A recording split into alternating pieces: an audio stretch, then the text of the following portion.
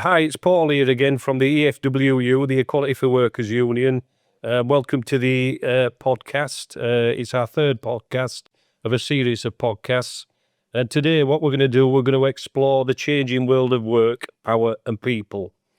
In today's episode, we ask a big question: are unions a thing of the past, or are they more relevant today than ever? To help us to unpack this, I'm joined by two seasoned and inspiring voices in the trade union movement. I've got Trevor Sargison here today, and welcome to the podcast. And I've got Mohammed Taj here, and welcome to the podcast. Okay. So Trevor began his journey as a coal miner. Correct me if I'm wrong, Trevor, with any of this.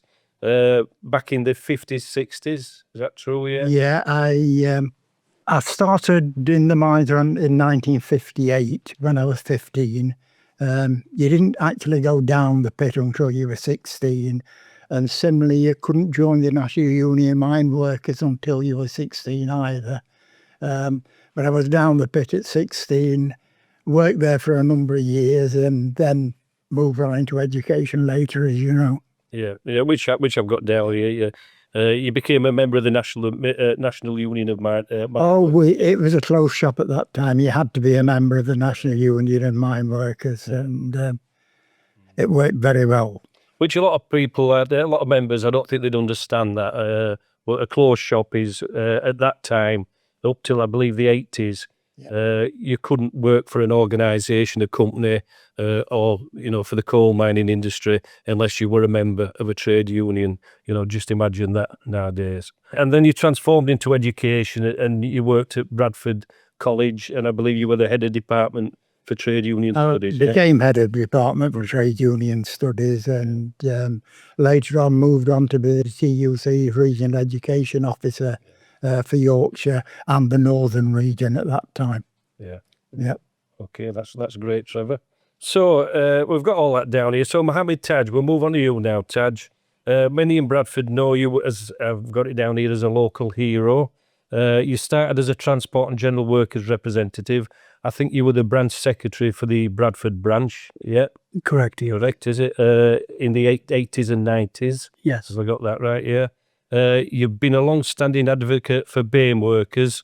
That's black and minority ethnic workers, their rights, and you now represent unions on employment tribunals. I think I've underplayed you a bit there. You've had a lot more roles as well. And I know you from the past, from sitting on the regional committee for what was then the Transport and General Workers Union, who amalgamated with the AEU and became Unite. Yeah. I don't know if there's anything that you'd like to add to that. I think if I was to add to it, we're going to need a lot more than podcasts. But I have actually brought a little present for you, both of you. You probably haven't seen it. Unite the Union published a little document about 58 pages by my journey from childhood to Britain until retirement. And it actually it discloses everything in there. It took nearly 18 months for the research to complete that, but it was printed 5,000 copies by the United Union, and it really covers the whole of my journey in terms of I remained a bus driver throughout my life, and I had opportunities becoming an officer, and I was appointed by Ron Todd, but I turned the job down because I knew my wife didn't want to move to London, so I had to listen to reason, and the decision was the right one at that time, and still is, and no regrets whatsoever. Clearly, at the time that becoming an officer was a lot more healthy package than I was getting as a bus driver. Yeah, and I remember that well, that you're actually on the regional committee at the time. Yes. When you turned it down, yeah. And you were also, which comes to mind, a worker director as well. Do you want to give us a brief? I had to give up my union job, and I got elected as a worker director. And I think it's something that I can actually never forget. The experience I had after running as a candidate, which was throughout West Yorkshire. We had 5,200 employees, administration, engineering, bus drivers, others. So the election, in fact, was directly by individuals who decided to vote for you. And my experience really was, and I can never forget it, was that I won by a majority of 38 votes. My own union wouldn't support me. other 5 unions in this won't support me. So I was really kind of in a limbo. My union-owned officer decided not to back me because there was a deal struck that one person would be a driver on the board of the company, non-executive director. The other would be engineering a member. And but there was an aspiration amongst the black and ethnic minority members that they actually wanted someone to sit on the board to represent their views and opinions, their needs, for example, on behalf of their workforce. And I didn't really want to run, and I was forced into it by my colleagues, particularly the Huddersfield Bus Workers branch. They nominated me in my own branch, and I won with 35 votes. And the amazing experience was that I was told by everyone that I knew that don't go to Todmorden bus depot because it's a country, farmers, boys, bus drivers, engineers, and they were absolute racists through and through. So you got no chance of campaigning there or winning any votes. But I decided actually that to turn up at 2 o'clock in the morning, because I used to campaign all night in depots, engineers, amongst the others.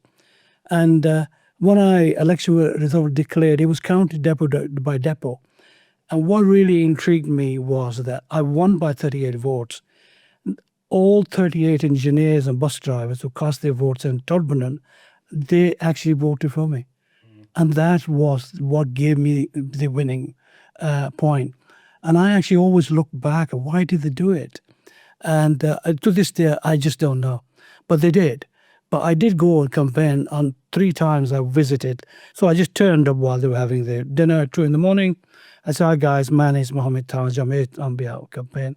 And the reason I was campaigning at night time was my employer actually refused to release me to campaign, although I was full-time release, but they started checking on me. They wanted me at work at 9 in the morning, and they made sure I didn't leave the building until 4:30 every day. They wanted to know exactly where I was all day. And it was a joint effort by the unions. So the racism I suffered it actually was very painful. But I actually became very thick-skinned afterwards. And I think the rest of the years I became a better union representative than I was prior to becoming a worker director. However, the problem was that if I got elected, which I did, I had to give up my role, resign the position of union. And once actually the term ended after 3 years, I was going back, and by then the management and the trade union structure attempted to stifle me, marginalize me. But management behind the scenes offered me a job on the management side, and I declined. I said it's not for me. And I went back bus driving for 1 year. I stood for elections again when they came up after 2 years.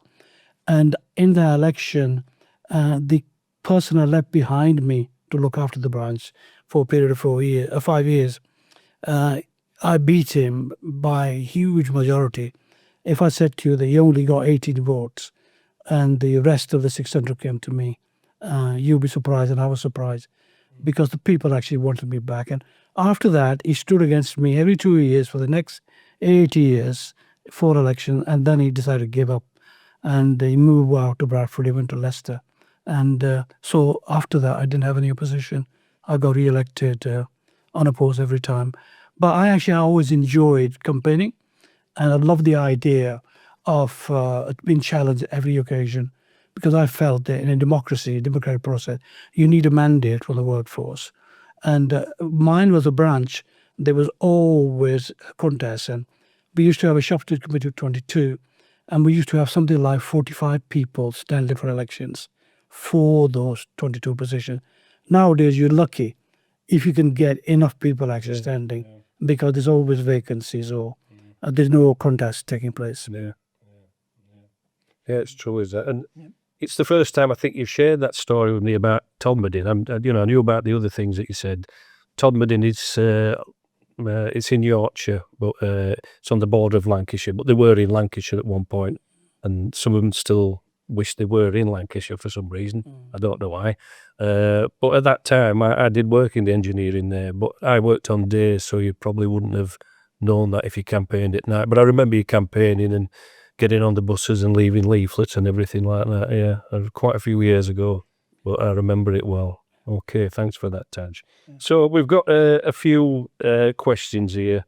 The first one, which is going to be segment 1, it's about the origins and motivation, origins of unions, your origins and motivation. So I'll ask the first question to yourself, Trevor.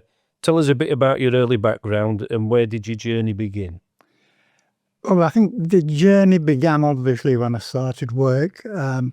I started work at a local mine in North Nottinghamshire. My father had been a miner for a short period and took part in the 1926 miners' strike, general strike, and afterwards stayed with the Miners' Federation, and all the Miners' Federation lost their jobs in Nottinghamshire. It was taken over by a so-called union set up to take the place, which we didn't get rid of until they didn't get rid of until about 1939. But my dad didn't work for a few years, then worked on the buildings, etc. Yeah. So I came from a trade union background itself, but when I first started down the mines, as a 16-year-old, I'd got more important things to do, like playing football, going out at night, etc. The journey with me becoming more active in the union, I mean, even then, obviously I supported the union and if it did, although I didn't go to meetings or anything like that. But then I moved pits, and I moved to a pit in North Derbyshire where the safety standards left a lot to be desired. And I started refusing to do things and speaking to others about it, and made a few enemies among the management, and realised if you're going to go on like this, then you need some support.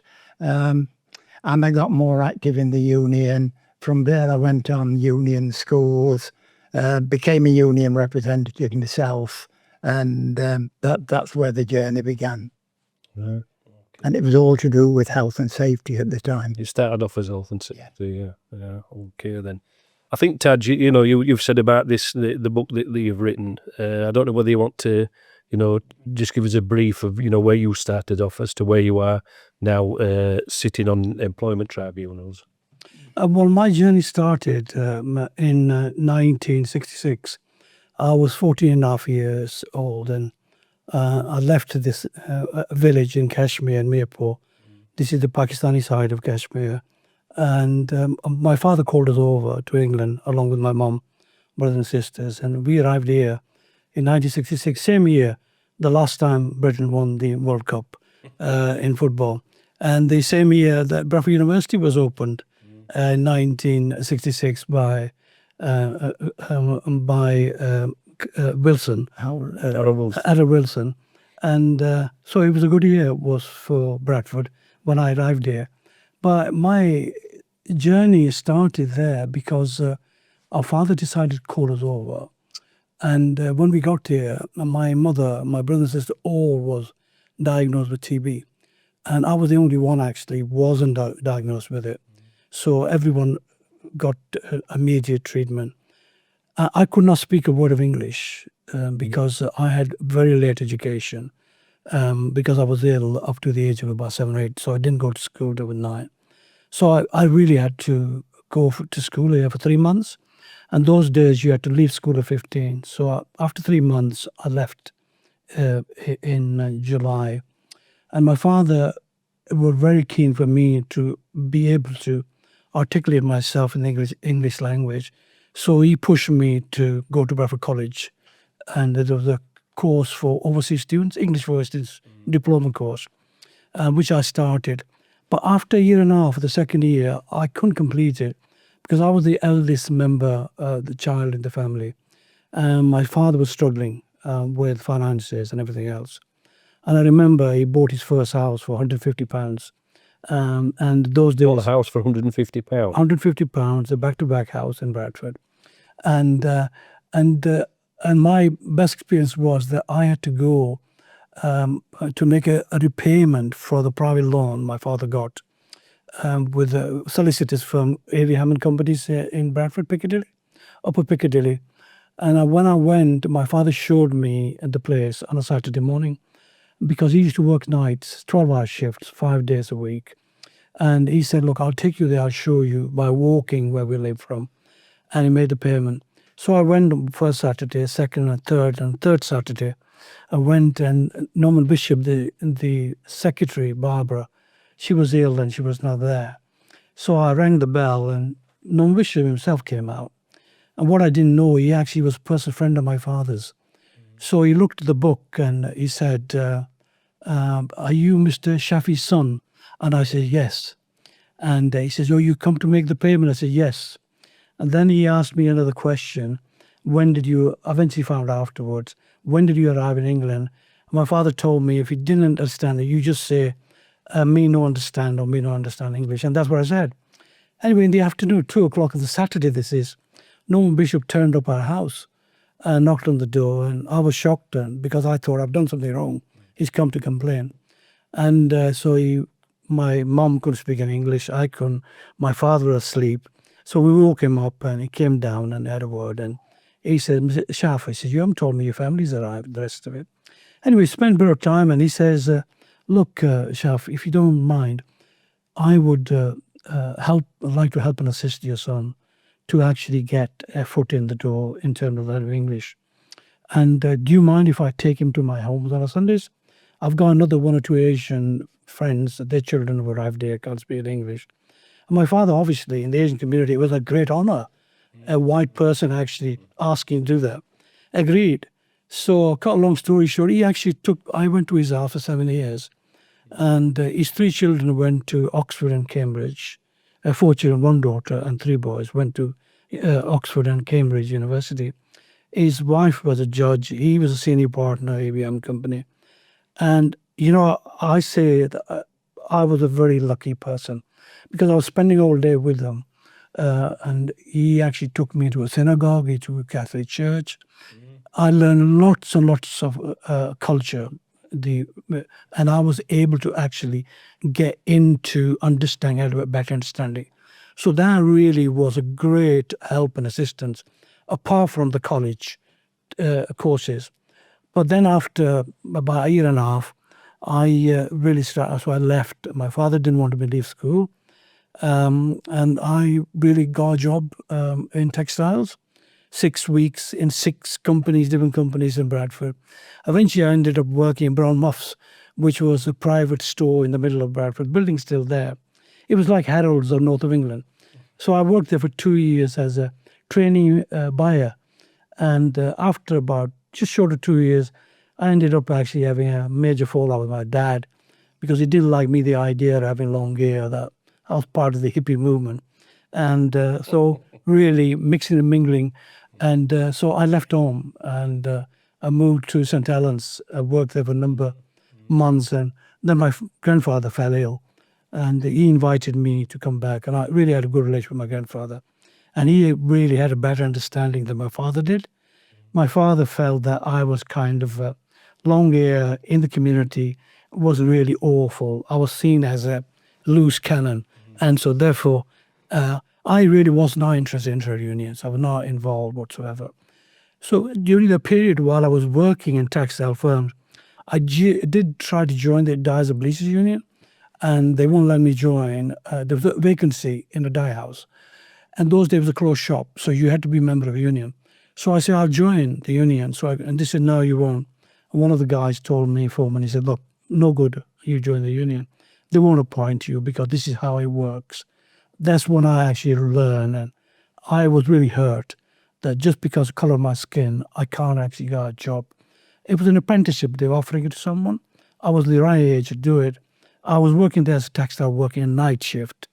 And so therefore, I didn't get the job. Did they actually blatantly give you that reason? It's the foreman who told me. He said, don't bother applying. So I didn't actually go make an application. Right. And because he told me, he was a member, because he was the dye house foreman. And he said, look, you won't get it because the recommendation has to come through the union saying, here's a person that we think you should give it to. Usually it's a son usually the boys, a son of someone who works in there or a friendship, and they had the know-how. So I didn't bother applying. So I worked there in textiles. And then my grandfather died and I went to bury him back in Kashmir. And while I was there, I saw Naseem, and her parents wouldn't agree, mine wouldn't agree. I only went for 60 days ticket to come back. I insisted with my father I was going to go 60, and I insisted I wanted to keep my passport. In fact, there actually stories covered in the booklet. And so after 60 days, well, literally 58 days, I was coming back in 2 days' time. I went to a wedding, and there was a women's section, men's section, and there was a bit of interaction with the female. I think that was it. So I fought like nobody's business, stayed there 9 months before we got married. And when we did, we came back to England. And that's when I actually ended up going for a job, again, in an engineering company for 4 weeks. And after 4 weeks, I didn't like the job. It was too hot. So I actually just walked down to the Foster Square bus station and I said to them, have you got any vacancies as bus conductors? They says, yeah, when do you want to start? As soon as possible. I says, well, okay. And he said, right, on Monday morning. It was Friday. Monday morning. I said, no, not that soon. And he says, well, look, can you make your mind up what you want to start? I said, how about next week on Monday? He said, right, you come next Monday. And I started as a conductor for a short period of time, 6 months, 9, until I could figure my way around. And I ended up staying there for 43 years when I retired. Yeah. So that'd be back in the Bradford council days of Bradford. Yeah. Bradford City Transport. Yeah. Interesting. Very interesting. Yeah. Okay, thanks for that, Ted. There's a few questions here. Sometimes with the questions, you've already answered them as we've gone along. I think with this, this is they're all important questions.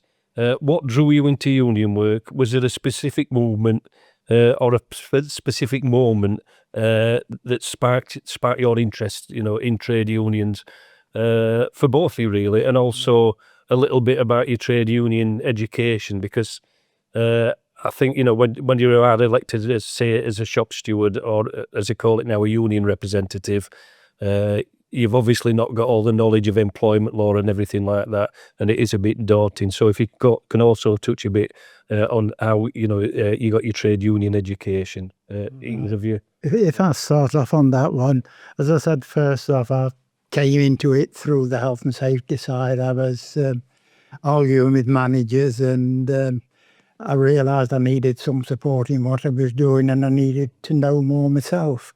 Once I got involved in the union that day, it went on from that, and I got involved in the other work necessary. In the mining industry, we'd had a long period of decline in his wages, and there were lots of other grievances that came up. I think the big thing, same as everybody else, I actually believe in fairness and justice and people being paid properly for what they're doing in that sort of way. And so becoming an activist in the union became quite normal to me. I got onto the branch of the union.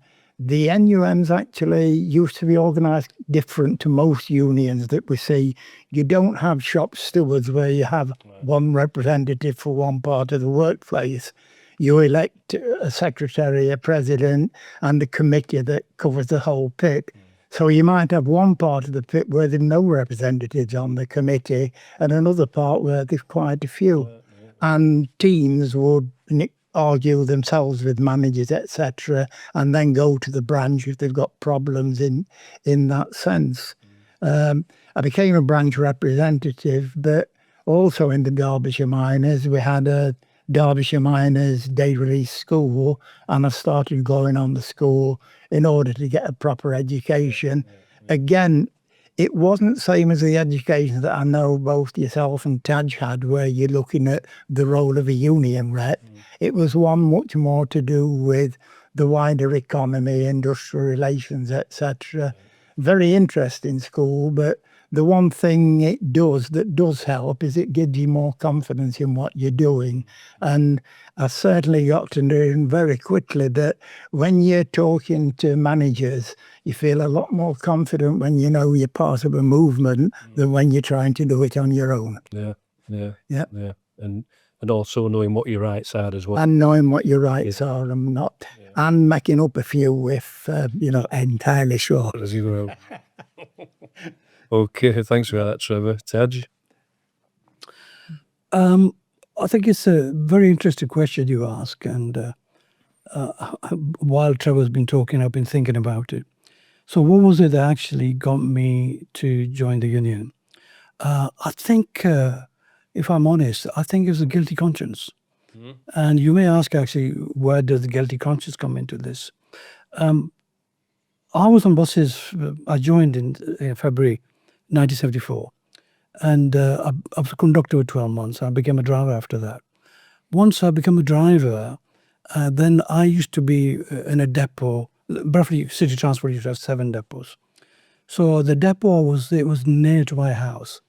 And one day I went to work some overtime in Bankford Depot. And I worked there on overtime. I really liked the atmosphere. There was no card games being played. There was really good intellectual people, rest of it. And so I decided to become transferred to that depot because nobody wanted to go there. It was literally 7 miles from my house. And I really enjoyed getting up in the morning at 3 o'clock, walking, even on snowy days, because I loved walking. And I didn't like the idea of catching a bus. And I couldn't afford a car until I was 38 years of age. So we didn't have a car. So basically I relied on public transport. But I used to walk on the ring road there and then walk back home every day. And one day comes in, and so I would get a different conductor every day. I didn't know them. And one day this guy came up and then eventually found out. He says, "Hi, my name is Richard Jowett." And he says, "I'm your conductor." I said, "For the day?" He said, No, for permanently. And he says, "Oh, that's a change. That'd be good to have somebody regular." And I think, to be honest with you, I give a lot of credit. He was my motivator. And the guilty conscience, where it comes, is that we used to have conversations. And Is that what, sorry? Conversations, Exactly. each other about politics and union work and what was happening at our place of work. There was corruption. If you were Asian or black worker, you wanted a job on buses, you had to pay a £200 bribe to a middleman, and various people were involved. And then there was lots of a generation of really good, competent, well-educated people from India and Pakistan, politically motivated, and they were applying to become managers or inspectors. And simply, we used to have 145 inspectors, and not a single one of them would succeed. We didn't have a single shop steward because people actually used to plan in such a way. So if there were positions, they would actually get more Asian people to stand. Vote got split, so nobody would get elected. Split the vote, yeah. Split the vote. So none of these things were happening. So there was a lot of anger. And on top of that, we had a lot of racism. British National Party used to end up coming to Bradford every 3-4 months. And, there was major riots over the years. And the last set of riots, in fact, was in 2001. And the one before was 1995. And in 1995, I was on the board of the company, and I was coming to my end of term. And basically, they chose me as one of the people, a group of organizations in Bradford, to sit on the commission to investigate the riots, what happened. So I spent 14 months on that. So when we produced the report at the end of it, 265 pages, I fell out with my 2 colleagues. I couldn't agree to the report itself, the contents, because I felt they should be based on fact, what we heard from the community, where the racism was with the police force, for example, with institutions like the city council, for example, about resources, funding.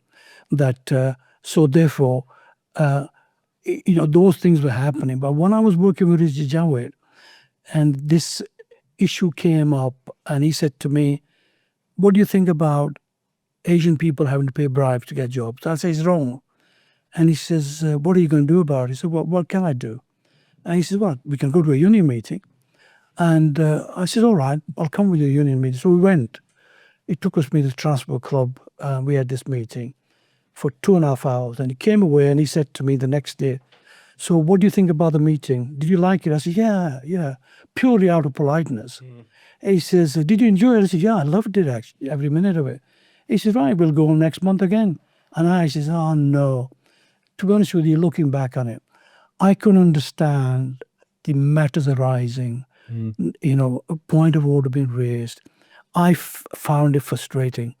And so, again, Richard said to me, right, we'll go next month again, for experience to see what's going on, who's who, etc.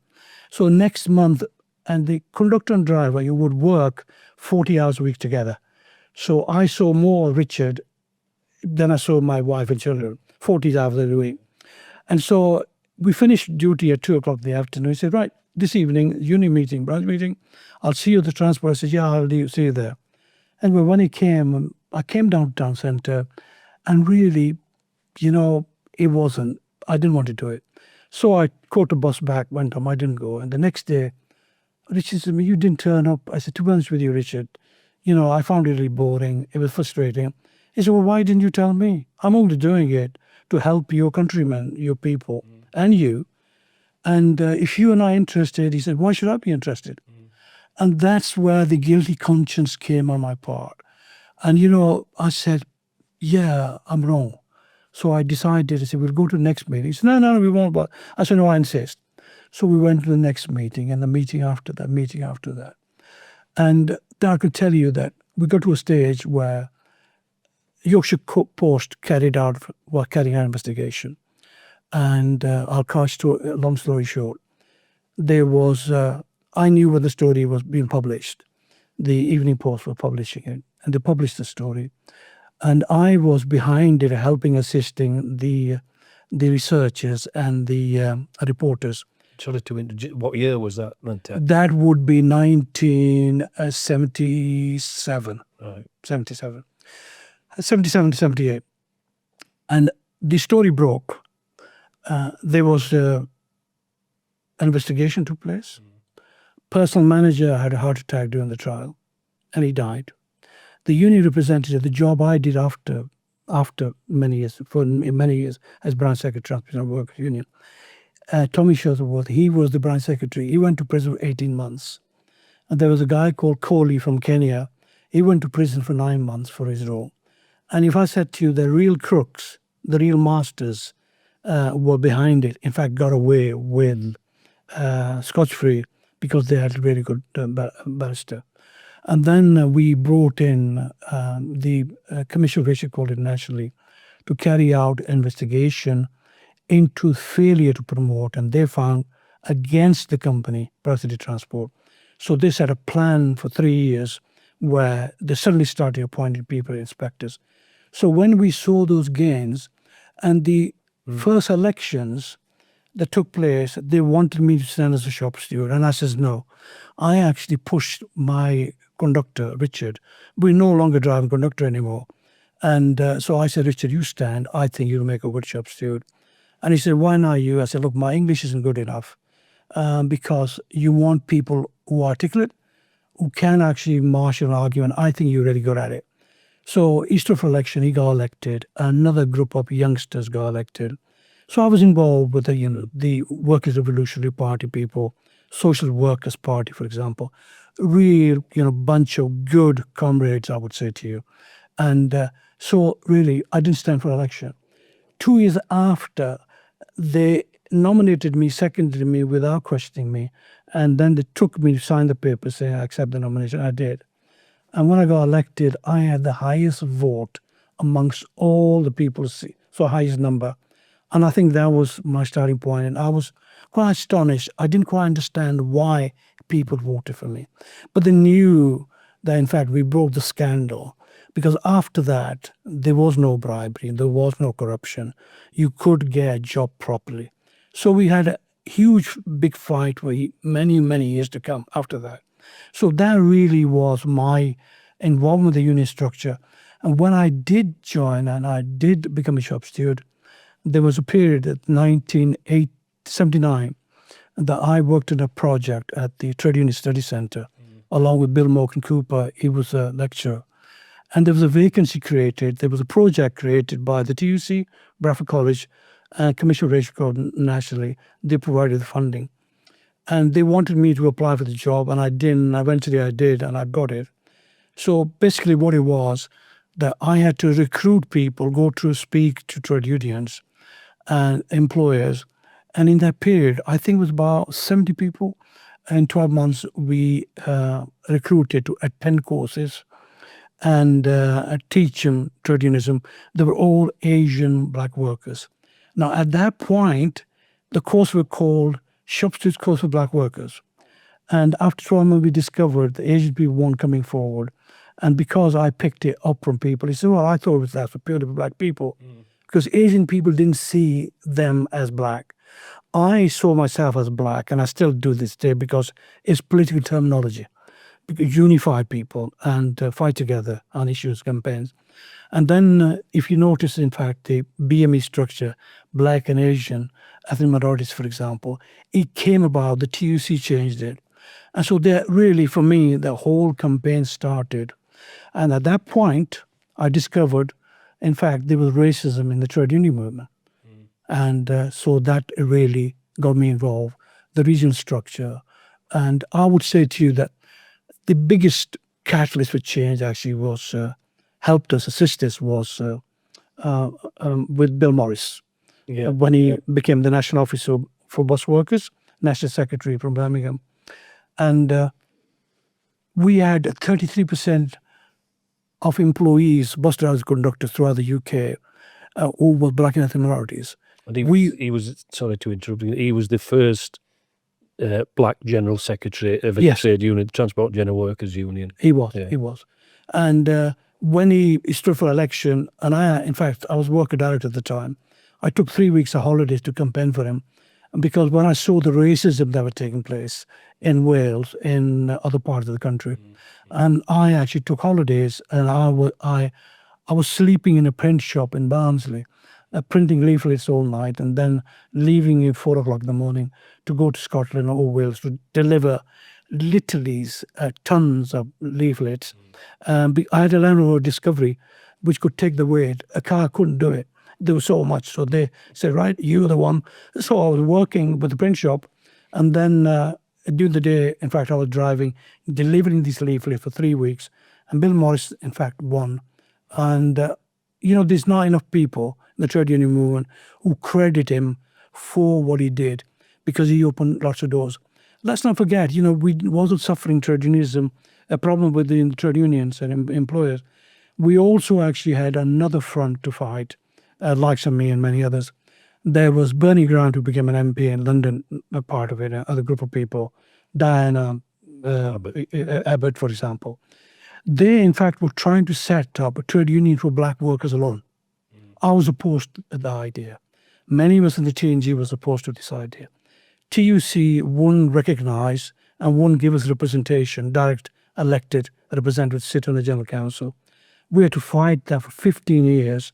And after 15 years, a resolution was passed at the TUC General Council at the conference that they will actually allow 3 positions. And I'm a product of that change where I ended up getting elected as the president of the TUC. Because, getting elected as the TUC was, it's a Buggins turn that you got to serve so many terms, so many years. The person with the longest service person, executive member, General Council member, is voted on, and the convention is the other people don't oppose you because you're the most senior person. But I was the first bus driver, first Muslim, first South Asian person to be elected. And the reason for me was so difficult was to get to serve at the General Council. Let's say you serve for 5 years, you get deselected, you get elected. You have to start fresh again. So the other service doesn't count. So I had to be on the General Council for 19 years. So to get to that position, first, every 2 years, I would be elected in my branch as a branch secretary. Secondly, I would have to be elected from my branch to sit on the regional committee or the BME committee, for example. From there, I had to be elected to the national committee. And national committee from there, I had to be then nominated, elected to sit by the whole membership of the trade union within Transport General Workers Union. And the first election, in fact, was amongst 1.2 million members. And I ended up getting about 130,000 votes to get elected.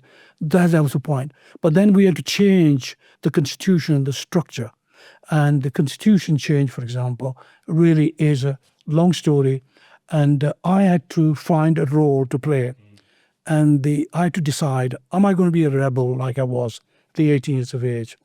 Or was I actually going to be able to become an individual of reason and use the power of persuasion to change people's views on the General Council or the TUC? And to change it from the inside. And the executive. And I would actually time myself such a way that I spoke on few issues, and I chose those issues was before the start of executive meetings, because they were the whole week. And I found it was very effective. When I spoke, people listened and reasoned. And if I made a recommendation of some kind that we should do something or deal with issues about proportionality, for example, because one of the rules that we changed was based on proportion of women we have in the union, for example, there would be that number of people on the General Council and the Regional Committee on every structure of the constituent structure. And then we said the same principle applies for black and ethnic minority members. And initially there was a 12% membership out of 1.2 million, which was black and ethnic minorities. We said, right, that means 7 positions on the General Council. They were allocated based on the number of people in Midlands, in Yorkshire, in London. And so now, in fact, that we have something like about 12 people on the General Council out of 62, which is a proportionality rule. And in the beginning, there was a lot of resistance by everybody, everyone, the rest of it. And I remember in a meeting in General Council, there was a resistance to ethnic monitoring. People were opposing the idea of people being ethnic monitored. And I proposed, I said, I think the only way we can go is that we actually send a letter to every member of the union saying, we've decided as from today that every person would be classified as a black person unless they actually decide to register them as white. And Bill Morris' words were, and are you going to say that you can have Bill Morris's head on a plate as well at the same time? Of course, that didn't happen. But there was a massive effort made, lessons given, education courses given to officers persuade. So in fact, we did manage to, and nowadays you go in there and 88.9% of the union membership, in fact, it is ethnic monitoring. We know the number of people who are disabled. We know the people who are gay, lesbian. We know the number of people who are women, for example. And we have literally 50% women on our national structure and the General Council, rightly so. So that is a struggle fought with solidarity with women's committees, for example, black ethnic committees. And I'm really grateful to the women's committees nationally in the TUC and my own union, Transport General Works Union at the time, who came on board to help and assist. Because, they were good people. And my belief is, as long as we have more good people than bad people, we'll be a better world to live in.